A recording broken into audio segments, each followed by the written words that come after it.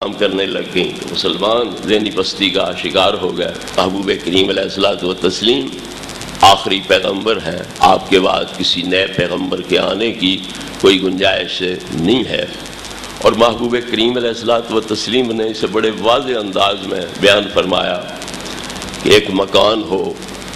اس کی منڈیر پر ایک اینٹ کی جگہ باقی رہ گئی ہو، مکان والا لوگوں کو دعوت دے، آؤ میرے مکان کا نظارہ کرو، وہ آئیں، مکان دیکھیں اندر سے باہر سے تو کہیں کاش یہ ایک اینٹ یہاں لگی ہوتی تو مکان بالکل مکمل ہوتا، یہ اس ایک اینٹ کی وجہ سے ادھورا ہے، نامکمل ہے۔ تو فرمایا انا اللبنۃ وانا خاتم النبیین، میں وہ آخری اینٹ ہوں اور میں خاتم النبیین ہوں۔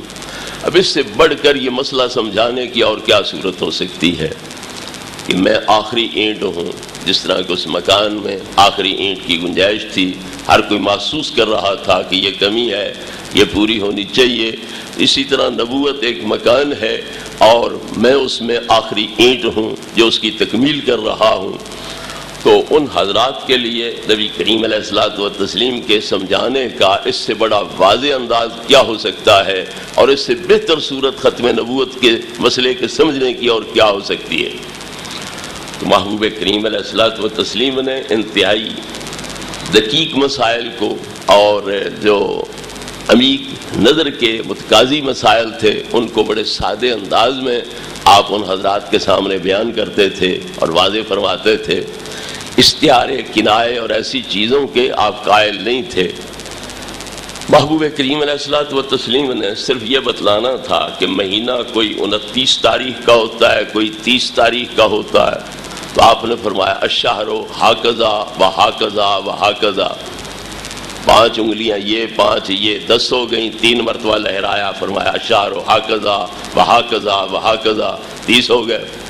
اور پھر فرمایا الشہر ہاکذا و ہاکذا و ہاکذا، 1 انگلی بند کر لی، 29۔ تو جو نبی 29-30 کے مہینے کا فرق سمجھانے کے لیے اتنا واضح انداز اختیار فرما رہا ہے، وہ استعارے کنائے کیوں بولتا کہ ذکر عیسیٰ ابن مریم کا کیا جائے، مراد اس سے مسیح لیا جائے، روحانی باپ والا جو ہے وہ لیا جائے،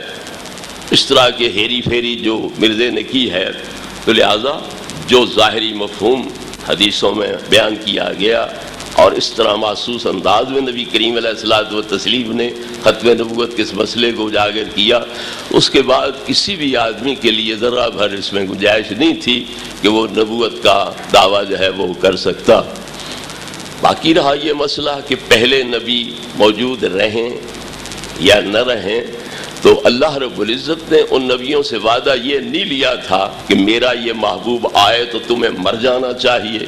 جہان چھوڑ جانا چاہیے، زندگی تمہاری ختم ہو جانی چاہیے۔ اللہ نے یہ وعدہ نہیں لیا کہ ان کے آنے پر تمہیں فوت ہو جانا چاہیے۔ اگر ان سے وعدہ لیا ہے اور انہیں پابند کیا ہے تو اس بات کا کیا ہے لَتُؤْمِنُنَّ بِهِ وَلَا تَنْصُرُنَّ، تمہیں ان پر ایمان بھی لانا ہوگا اور ان کے دین کا سپاہی بھی بننا ہوگا۔ بے شک زندہ رہیں پیغمبران کرام علیہ السلام، اللہ کی طرف سے یہ پابندی کوئی نہیں ہے۔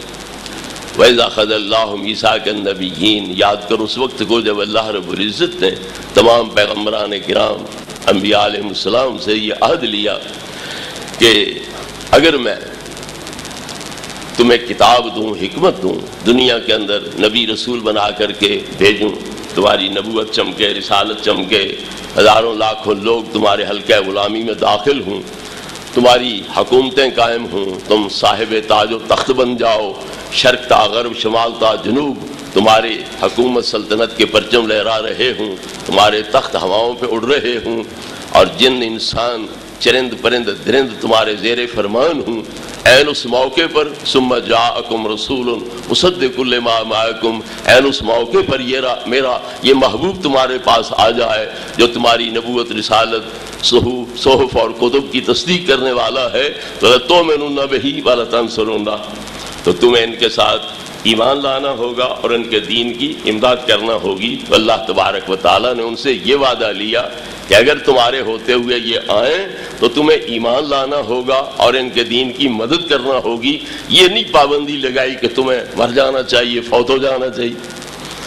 تو لہٰذا بے شک زندہ رہیں، سارے رہیں، باز رہیں۔ ختم نبوت کا مطلب یہ ہے کہ آپ کی آمد کے بعد وہ اپنی نبوت سے دستبردار ہو جائیں اور نبی کریم علیہ الصلوۃ والتسلیم کو اپنا نبی مانیں، آپ کی شریعت کے مطابق عمل کریں اور آپ کے دین کے سپاہی بنیں، معاون مددگار بنیں۔ اس بات کی اللہ رب العزت نے ان پہ پابندی عائد فرمائی۔